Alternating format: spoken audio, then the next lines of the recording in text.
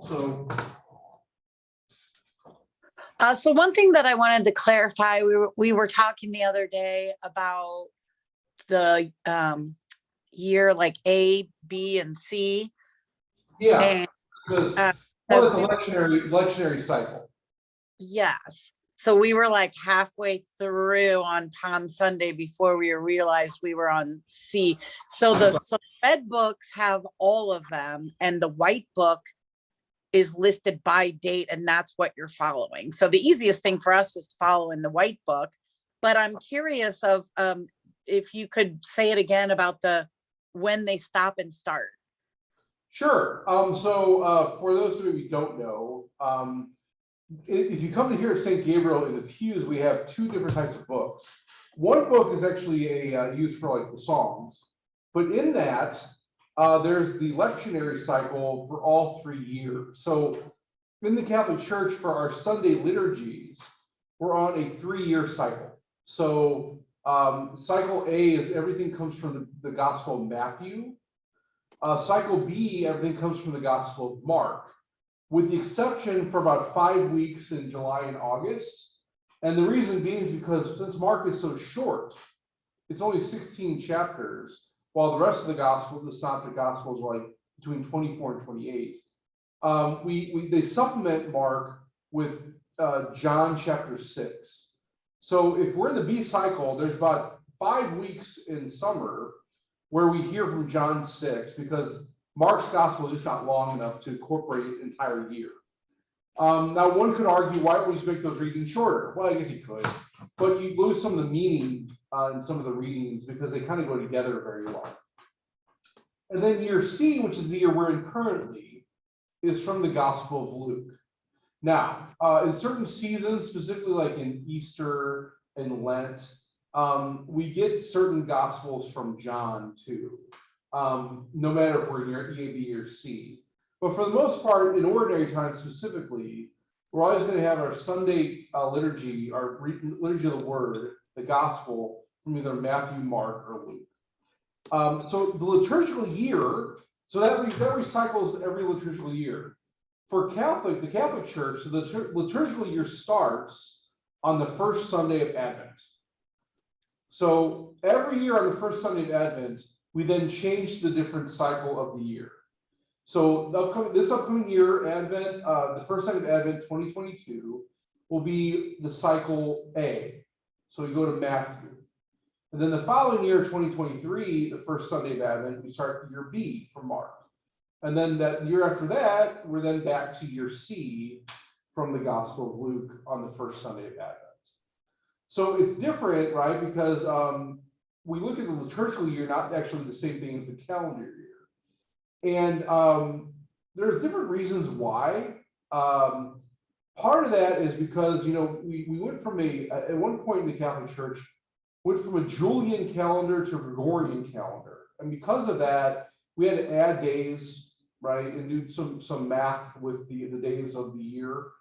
But also this harkens back to maybe more our Jewish roots, that the Jewish people had more of a lunar calendar.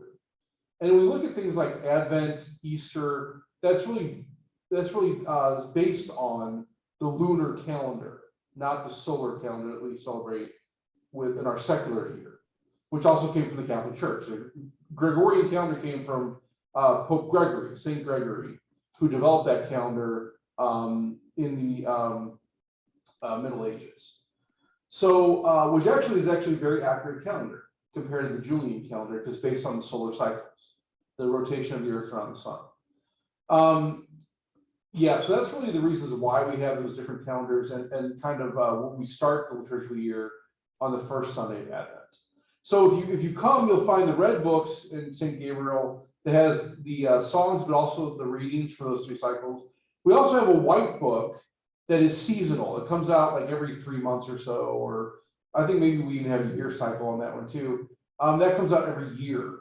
And so that has the current year readings in it. So not everyone does that. Some people might just have a red book or just one book. Some people might not have any of the readings in the pews. It's just you have to kind of listen for the Mass.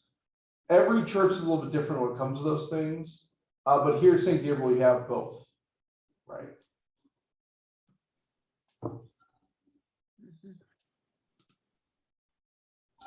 Was that answer your question? Yes. Okay, all right. Yeah, we talked about RCA this past week, and yeah, I guess maybe we didn't really cover that sufficiently during our time before. So actually, as a matter of fact, we're kind of talking about maybe for next year, having 2 sessions with the Old Testament, New Testament, and maybe we might get into it then. So stay tuned if you're going to come back for RCA next year. We'll see how that goes. And then as far as ordinary time, back in the day when we had the printed programs, it would always say at the top, you know, whatever day in ordinary time, so you knew where to reference in the red book. And now they don't do that, but now we have the white book where you can just go to the actual date. Right. Yeah, and part of that's just kind of keeping track, right? So I guess the assumption is that people are coming to mass every Sunday. So you got to keep that track of that as you go. But yeah, the white books are the benefit there is the date. So for those who are maybe new to the church or maybe visiting, that's kind of a good thing for them to have, right? So yeah, that there's 2 ways of doing that. When I was growing up, what they had was they'd have a hymn book, and then they would have a seasonal missal. So like every 3 months, they would come up with a new missal that has the readings for that particular time frame. As you can imagine, that gets pretty expensive because you have to keep on buying stuff every 3 months or every season, whatever it may be. The yearly books are kind of nice. You only have to buy those once a year. But yeah, the benefit, the cost benefit really from doing that with the red books and just having a worship aid is that you don't have to buy those books every year. But also we have to print them out every Sunday.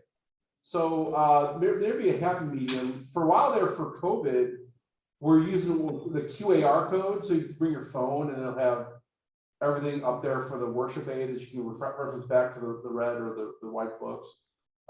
We stopped doing that. I don't know exactly why. Maybe that's something to bring back. I mean, that's definitely more cost effective.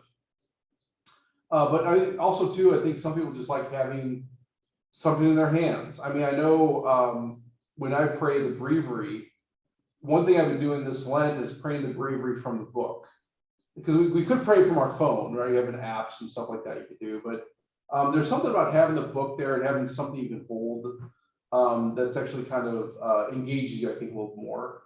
So I don't know. I don't know all the reasons why we've gone back and forth with that, but yeah, we'll see if we can come up with more consistency. So that's something we bring with the liturgy committee and we see what they have to say about that.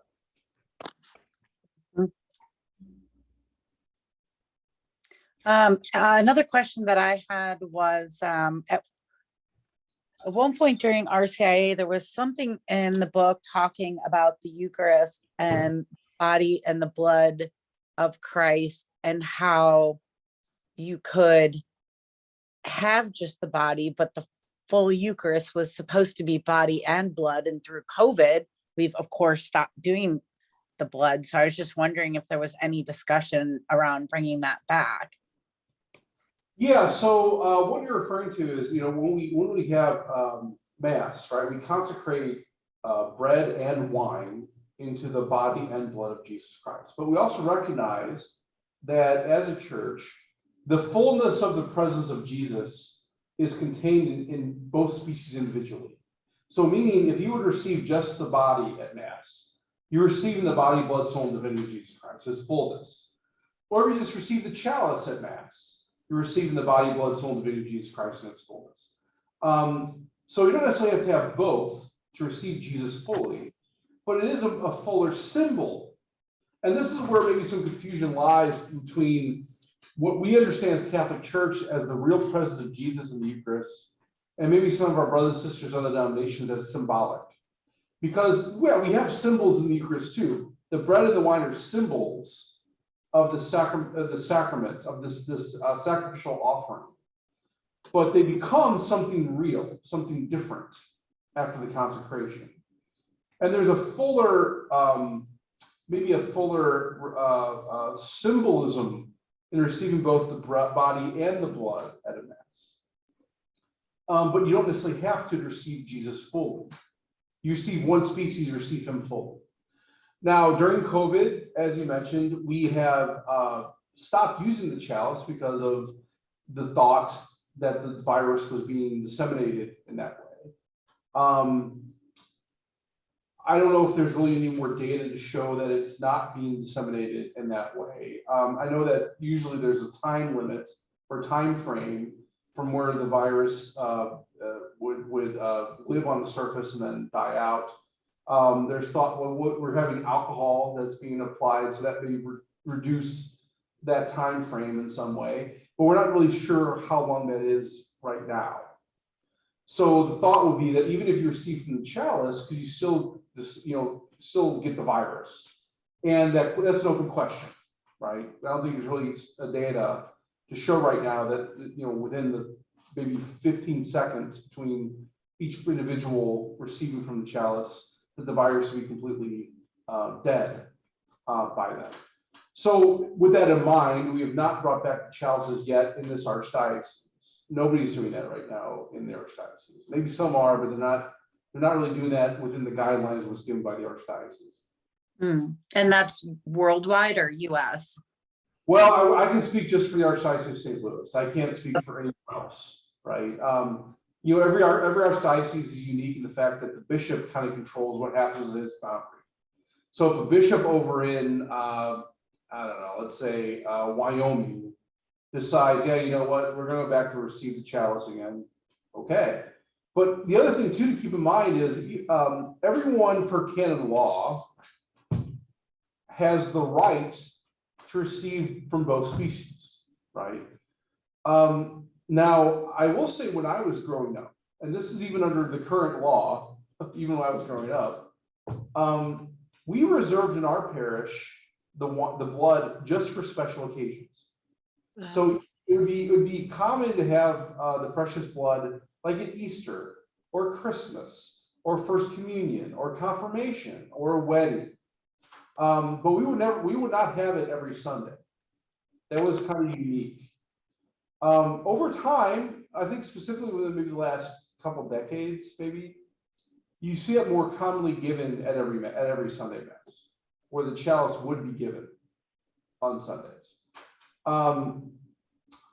So with that in mind, I think right now we're kind of keeping it back until we have more information about how the virus lives on these surfaces, how the alcohol applies to that. Does that? I think we probably assume it would lessen that time, but we don't know how long. So until that's probably known, I wouldn't see the chalices coming back. But I'm personally, this is not with the church, this is just Father Mark. I would be okay with actually keeping it refraining until we actually have a special occasion. Like, for Triduum coming up. I could see us using it for Holy Thursday. I could see us using it for Easter Sunday. Great. Maybe even Divine Mercy Sunday, right? That's still within the octave of Easter. I could even say, fine, let's do that. Outside of that, though, I could, I would like to see go back to the original, or at least how it was when I was growing up, because I think that adds the solemnity of the liturgy. It kind of says something about that. But again, that's just my opinion. That's not what the church teaches.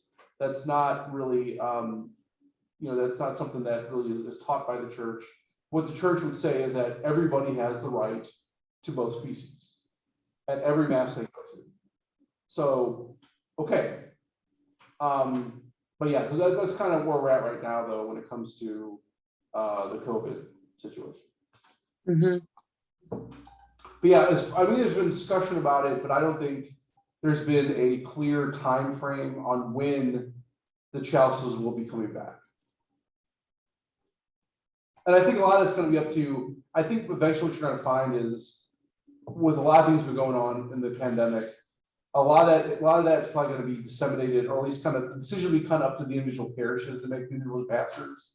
So like now, even the archdiocese, even before the mandate was lifted, the archdiocese guidelines kind of put it in the hands of the pastors to make those prudent decisions, like when it comes like mask mandates or anything else. I would imagine over time, within probably this year, that's probably going to be brought again to the parish, to the pastors to make those decisions.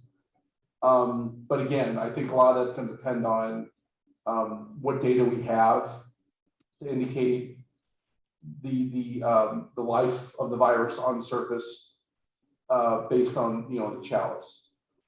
So I don't know. It's kind of up in the air right now. Mhm. One other question I had on my list, and then I have an Acts retreat team formation. Why do some women wear veils on their head during Mass? Yeah. That actually goes back to the tradition of the extraordinary form. So since the Middle Ages, at Mass, it was always a common practice. So this is not something that's in like the rite.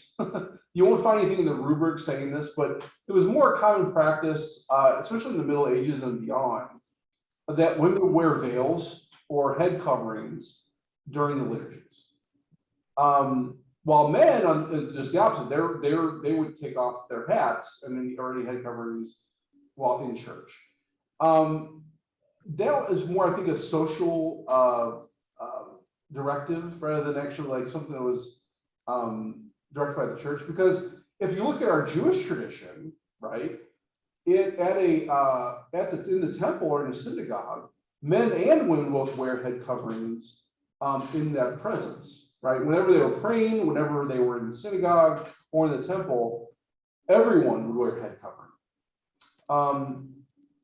I think over time, part of that was showing a reverence to God, right? That it was kind of disrespectful to come to our Lord with our heads bare, right? Mhm. Over time, we also understand the sacrifice of Jesus was kind of fulfilled all those laws, and that there's certain things that are in the Old Testament that have been fulfilled, and even though you could do them, you don't necessarily have to do them. And so when it comes to things like the head covering, I think it was more of a social application than really a rite or like a requirement of the church. So that's kind of bleeded over to like maybe what we call small T tradition into liturgy, specifically with the extraordinary form. So if you were to go to like Mass at Francis de Sales or St. Barnabas or at the oratory, women would more commonly wear veils or head coverings during the Mass. Whereas it's not so much a commonality in the Novus Ordo. But again, if you were to go to the extraordinary form, not wear a head covering, no one's going to kick you out. No one's going to look strangely at you, maybe. That's more of a social application than really a vital requirement of the church. That's interesting because everyone that I see that does that always seems to be, a nun or very devout. So I thought it was, more of a directive.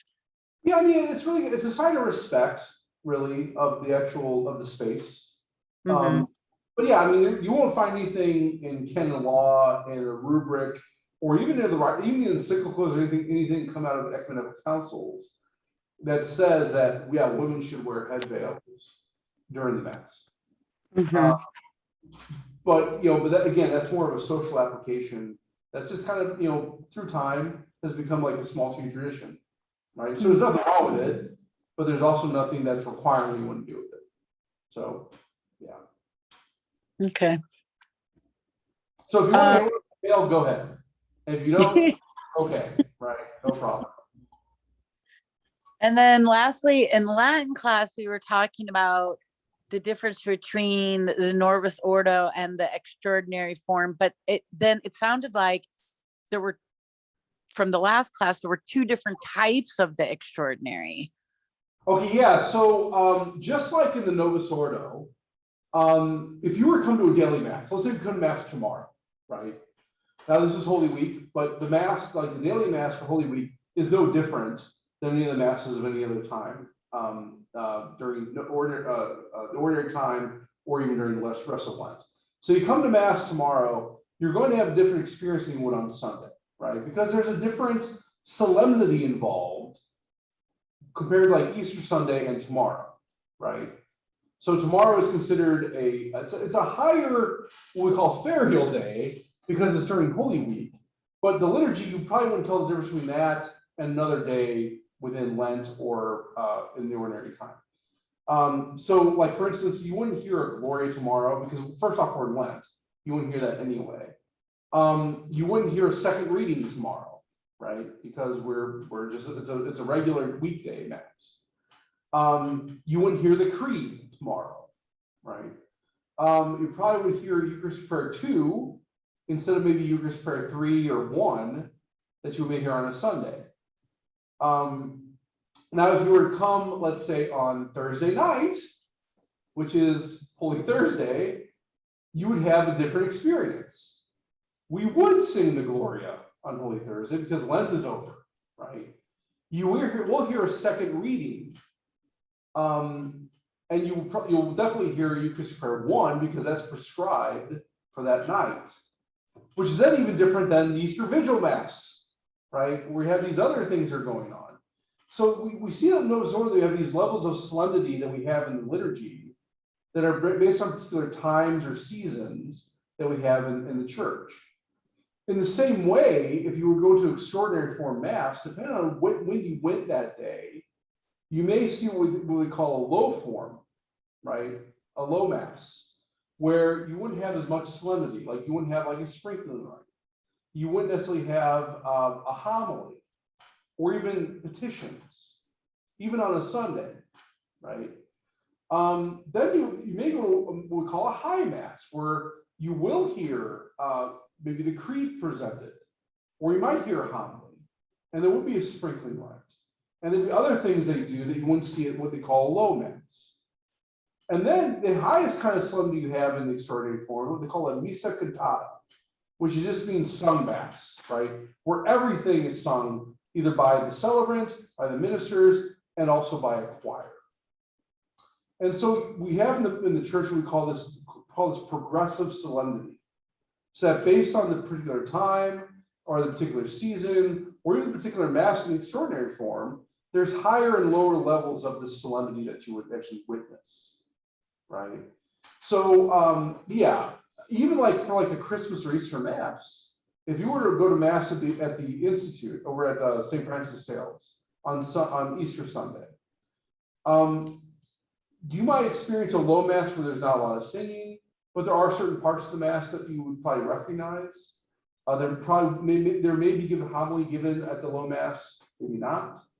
There may be petitions at the low Mass, maybe not, even on Easter Sunday.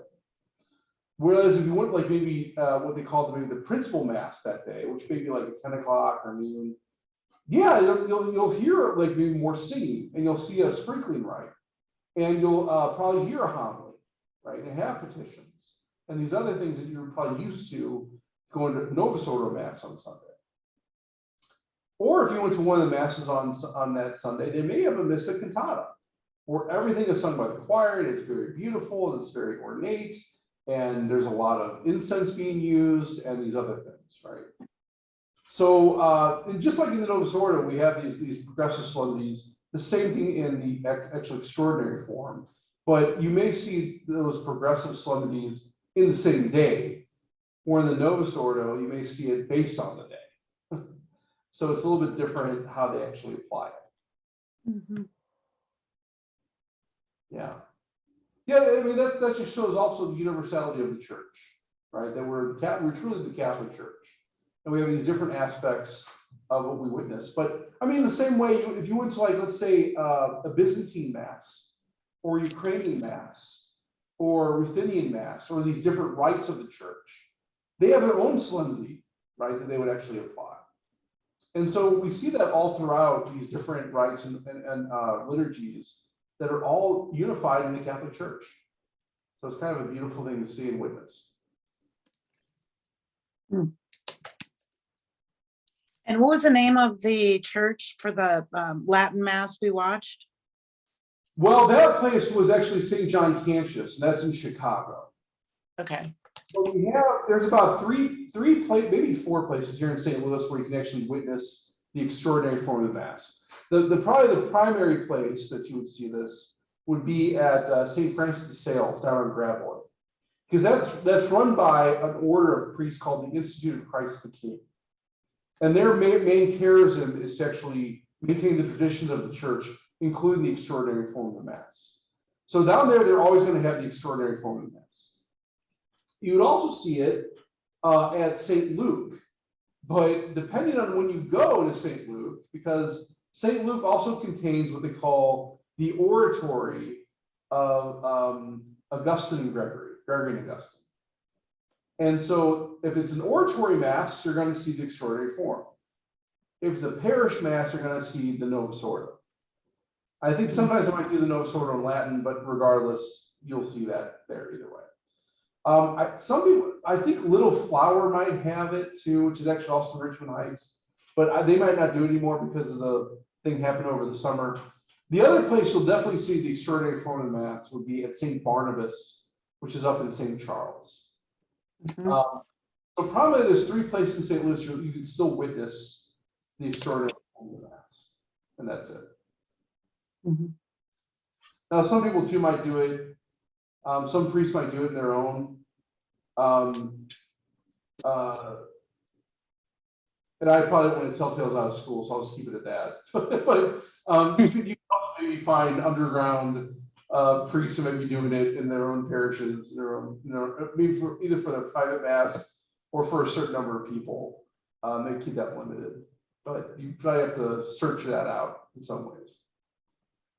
Yeah, interesting. Yeah. All right. Well, I have to cut my time short to get to Axe, but thanks for your time. My pleasure. Well, thanks for calling, Lisa. Thank you. We appreciate it, and have a good night. I have one question about tomorrow for you that I don't know if you want to record. Well, I'll stop now. I'll go stop.